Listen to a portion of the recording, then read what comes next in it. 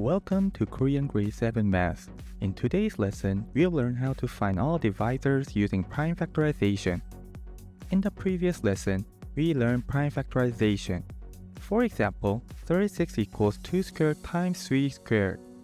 Now, let's solve this problem. How can you find all divisors of 36?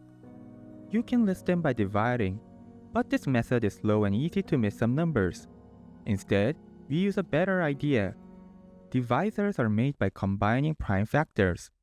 For each prime factor, we choose how many times to use it. For 2, we choose 0, 1, or 2. For 3, we also choose 0, 1, or 2. Each combination creates one divisor.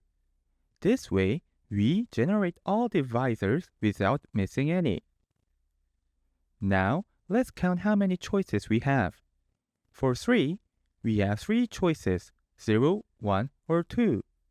That's 2 plus 1, so 3 choices. For 2, it's the same. So we multiply the number of choices. 3 times 3 equals 9 divisors. So instead of listing divisors, we can count them. Now, we can generalize this idea.